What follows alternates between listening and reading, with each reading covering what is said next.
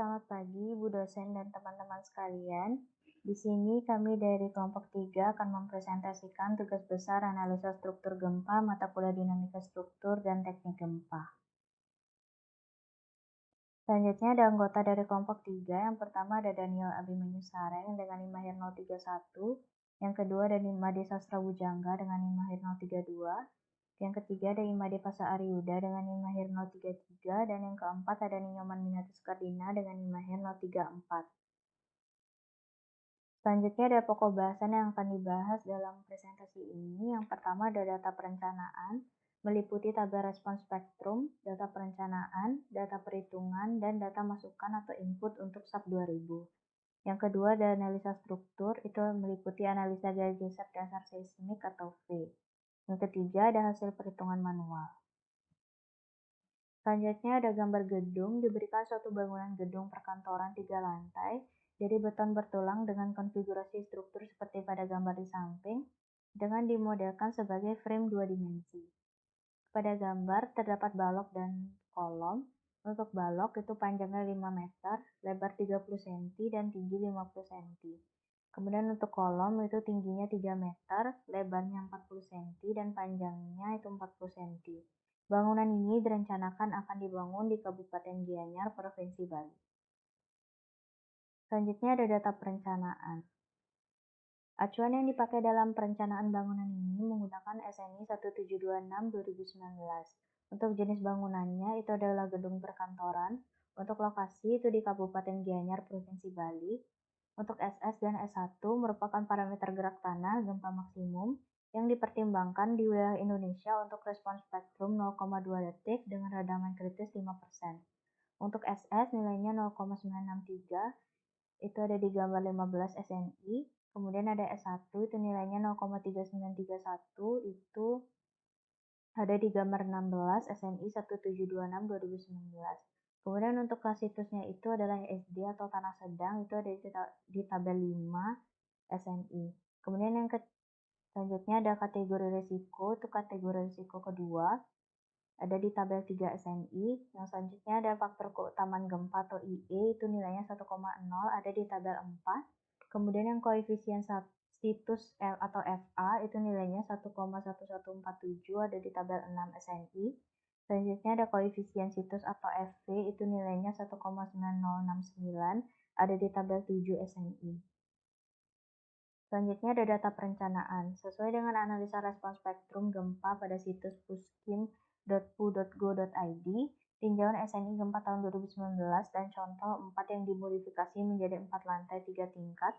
Pada aplikasi SNI gempa 1726/2019 didapatkan data. Yang pertama, lokasi bangunan termasuk kelas situs SD atau kondisi tanah sedang dengan nilai N lebih dari sama dengan 15 dan kurang dari sama dengan 50. Kemudian yang kedua, bangunan digunakan sebagai gedung untuk fasilitas perkantoran dengan kategori risiko 2 dengan faktor keutamaan gempa atau IE itu 1,0. Yang ketiga, berdasarkan parameter respon percepatan pada periode pendek atau SDS dan periode 1 detik atau SD1, bangun gedung termasuk dalam kriteria desain seismik atau KDS-D. Yang selanjutnya, sistem penanganan gaya gempa yang diizinkan adalah sistem rangka pemikul momen khusus atau SRPMK dengan koefisien modifikasi respon atau R itu adalah 8,0.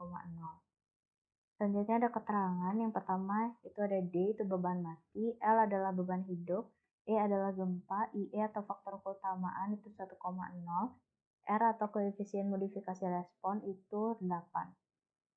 Selanjutnya ada konfigurasi struktur. Yang pertama dimensi kolom tingkat 1 sampai dengan 3 itu dimensinya 40 x 40 cm. Yang kedua ada dimensi ukuran semua balok itu 50 x 30 cm. Kemudian yang ketiga jarak antar portal struktur itu 5 meter. Yang keempat mutu beton atau F aksen C itu 25 MPa. Dan yang terakhir modulus elastisitas atau EC itu 235.000 kg per cm persegi. Untuk presentasi selanjutnya akan dilanjutkan oleh rekan saya.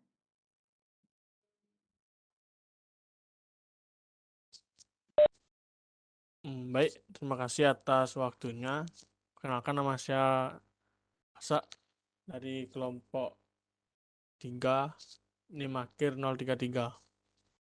Selanjutnya di sini saya akan menjelaskan mengenai SAP untuk data masukan input untuk SAP 2000-nya. Untuk tahap pertama, memilih sistem satuan, di mana pada kotak sistem satuan yang tersedia, pilih sistem satuan yang digunakan di dalam analisis struktur. Pada contoh perhitungan ini digunakan sistem satuan Newton, meter, dan Celsius. Untuk tahap yang kedua, menyusun konfigurasi struktur. Dari menu File, pilih New Model. Selanjutnya pada kotak New Model Initialization, pilih sistem satuan yang digunakan yaitu Newton, meter, Celsius. Selanjutnya pilih gambar 2D frame dan ketikkan data konfigurasi struktur sebagai berikut. Untuk 2D frame tipenya portal. Untuk number of stories-nya kita menggunakan 3. Untuk number of bytes-nya kita menggunakan 2. Untuk story height-nya kita menggunakan 3. Untuk by width-nya kita menggunakan 5. Terus selanjutnya klik OK untuk mendapatkan hasilnya. Next.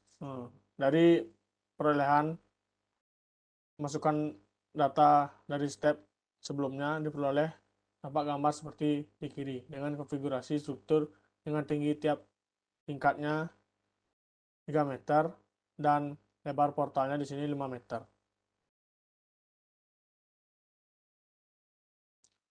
Terus selanjutnya di sini tahap ketiga mendefinisikan karakteristik material. Dari menu define material, pada kotak define material, pilih beton. Lalu klik modif atau show material pada kotak material. Properti data, masukkan data material yaitu type of materialnya, isotropic. Untuk analisis properti datanya, di mana massa per unit volume di sini tetap. Untuk weight for unit volumenya, di sini kita menggunakan 24.000. Untuk modulus of elasticity-nya, kita menggunakan 235 kali 10⁻⁷. Untuk Poisson rasionya kita menggunakan 0,20. Untuk tahap keempat, di mana mendefinisikan dimensi elemen. Dari menu define, pilih frame section untuk menampilkan kotak frame properties. Pada kotak choose properties tab for add, klik add rectangular, kemudian klik add new property. Pada kotak rectangular sectionnya masukkan dimensi balok 50/30 cm sebagai berikut. Untuk section name-nya kita menggunakan name-nya sesuai baloknya yaitu 50/30. Untuk dimensionnya, di mana depth di sini kita menggunakan 0,5 dan width-nya 0,3 karena kita menggunakan satuan meter. Untuk materialnya kita menggunakan beton, lalu klik OK untuk melanjutkan step selanjutnya. Untuk selanjutnya untuk mendefinisikan kolam persegi 40/40 cm-nya hampir sama dengan ukuran balok 50/30-nya. Yang dilakukan sebagai berikut. Pada kotak frame properties-nya, klik add rectangular dan klik add new property. Pada kotak rectangular section-nya, masukkan dimensi dari kolom sebagai berikut. Untuk section name namanya, kita menggunakan kolom 40/40. Untuk dimension-nya, untuk depth-nya kita pakai 0,4 dan width-nya 0,4. Lalu untuk materialnya sama, beton. Lalu klik OK untuk melanjutkan step selanjutnya. Baik, sekian dari saya. Saya akan kembalikan kepada rekan saya. Terima kasih.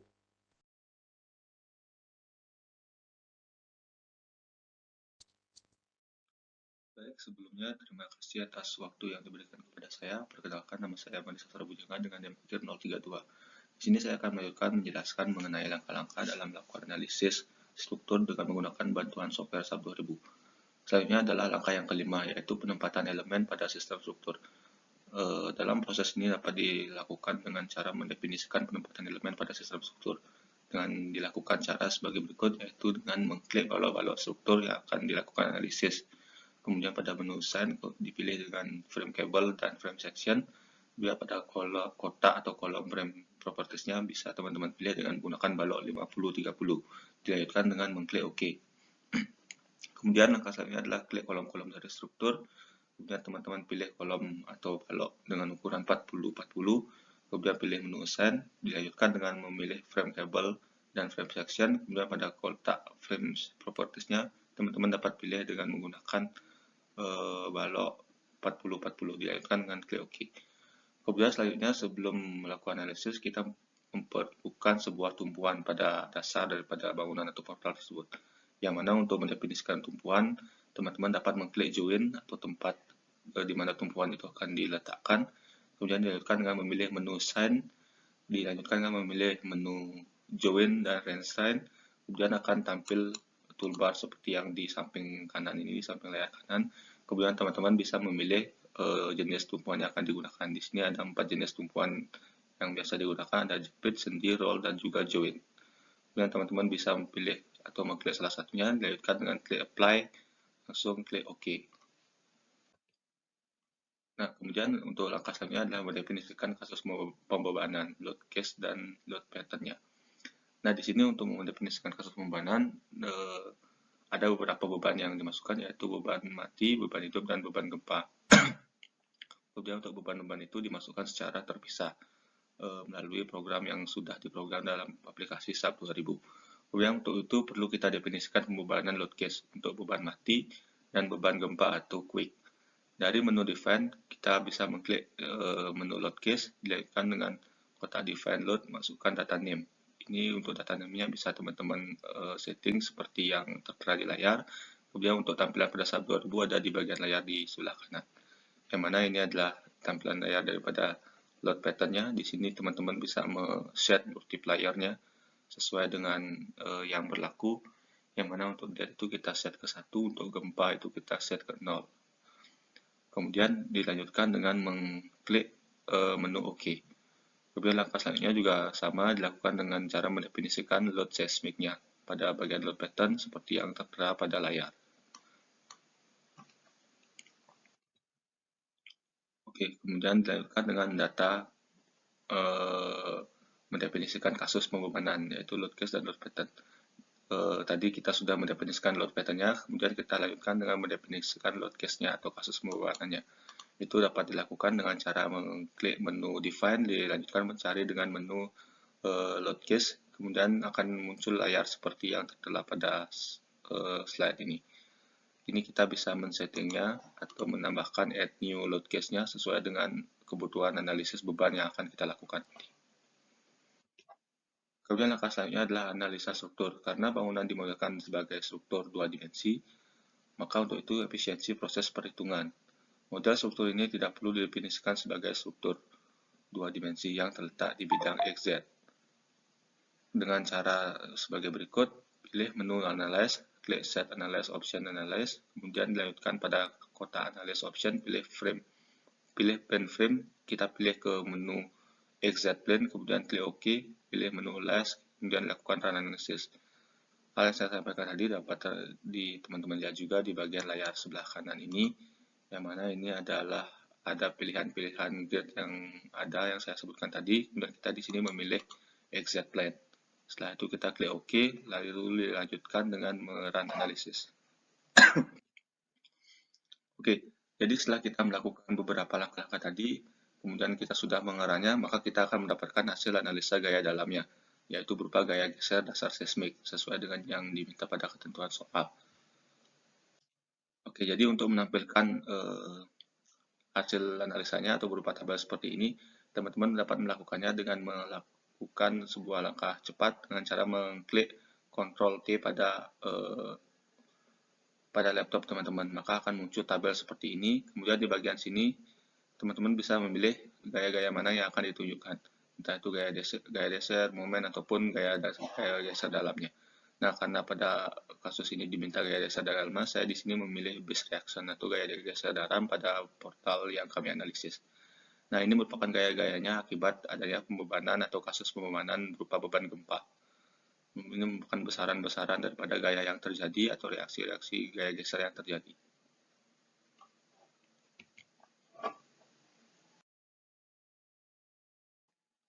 Oke, baik. Mungkin sekian yang dapat saya sampaikan. Untuk penjelasan mengenai perhitungan manualnya akan dilanjutkan oleh teman saya. Terima kasih. Baik, saya Daniel dengan NIM 031 akan melanjutkan untuk hasil perhitungan manual. Jadi suatu bangunan gedung perkantoran 4 lantai 3 tingkat dengan lebar yaitu 5 meter antar portal dan tinggi antar tingkat itu 3 meter akan dibangun di Gianyar. Dan dari lokasi tersebut didapatkan data SS sebesar 0,963 dari gambar 15 parameter gerak tanah SS SMI 17/2019. Saya didapatkan 0,391 pada gambar 16. Setelah situs yang ditentukan yaitu SD atau tanah sedang dari tabel 5. Jenis pemanfaatan adalah gedung perkantoran, maka dapatkan kategori risiko yaitu kategori risiko 2. Pada tabel 3 yaitu faktor keutamaan atau IE sama dengan 1 pada tabel 4 dan kategori desain seismik berdasarkan nilai SDS dan SDI 1 itu didapatkan kategori desain seismik D pada tabel 12. Didapatkan juga koefisien ritus yaitu FA sama dengan 1,11 pada tabel 6. Kemudian koefisien situs sama dengan FV sama dengan 1,91. Kemudian kita selanjutnya menghitung periode fundamental pendekatan atau TA yang diketahui yaitu nilai CT untuk sistem rangka pemikul momen khusus didapatkan CT sama 0,0466 dengan nilai X sebesar 0,9. HN adalah tinggi total bangunan yaitu sebesar 9 meter, maka didapatkan TA sebesar 0,337 detik. Selanjutnya kita menghitung SMS, SM1, SDS, dan SD1. SMS sama dengan FA dikali dengan SS didapatkan 1,074 G. SM1 sama dengan FV dikali S1 dapatkan 0,75 G. SDS sama dengan 2/3 dari SMS dapatkan 0,716 G. Dan SD1 adalah 2/3 dari SM1 yaitu sama dengan 0,5 G. SD1 sama dengan 0,5 detik. SD1 sama dengan 0,5 G. Maka CU sama dengan 1,4 pada tabel 17. Tema sama dengan CU dikali TA sama dengan 1,4 dikali 0,337 sama dengan 0,471 detik. TA sama dengan 0,1 N dengan N jumlah tingkat sama dengan 3, maka dapatkan TA untuk TA minimal sebesar 0,3 detik. Maka digunakan nilai TA sama dengan 0,337 detik. Kemudian selanjutnya menghitung geser dasar seismik atau V, yaitu V sama dengan CS dikali W. CS adalah koefisien seismik yang didapatkan dari SDS dibagi dengan R per IE. R adalah sistem merangkap mikul momen khusus dengan koefisien modifikasi respon atau R, itu sama dengan 8, dan IE-nya sebesar 1. Kemudian jika S1 sama dengan 0,69, maka lebih besar sama dengan 0,69, maka nilai CS itu tidak boleh kurang dari CS sama dengan 0,5 S1 per R per IE. Nilai CS harus kurang dari 0,044 SDS IE dan harus lebih besar dari sama dengan 0,01. Karena TL yang didapatkan itu 12 detik dari gambar 20 pada SNI, maka T sama dengan 0,337 detik kurang dari TL. Maka T kurang dari sama dengan TL digunakan rumus CS max yaitu sama dengan SD1 per T dikali R dibagi IE sama dengan 0,186 detik. Kemudian CS min sama dengan 0,044 dikali SDS dikali E dapatkan CS min sebesar 0,031. Maka kita bisa dapatkan CS hitungnya sama dengan SDS dibagi dengan R per IE itu sebesar 0,089. Selanjutnya kita memperhitungkan berat seismik efektif untuk tiap lantai dan juga totalnya, yaitu W. Diketahui pada panjang bangunan sebesar 10 meter, tinggi kolom lantai 1, lantai 2, lantai 3 sebesar 3 meter, dimensi kolomnya yaitu 40 x 40 cm, panjang balok sebesar 5 meter, dimensi balok semuanya 50 x 30 cm, dan volume beton sama dengan 2.400 kg per meter kubik, atau sama dengan 24 kN per meter kubik.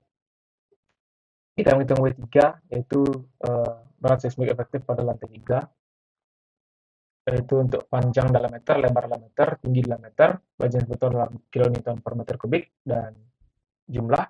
Untuk balok, yaitu didapatkan panjang 5 meter, lebar 0,3, tinggi 0,5, beratnya sebutkan 24, dan jumlahnya 2. Dapatkan total 36. Itu kemudian perhitungan kolom didapatkan 17,28 sehingga W3 itu dapatkan 53,28 kN.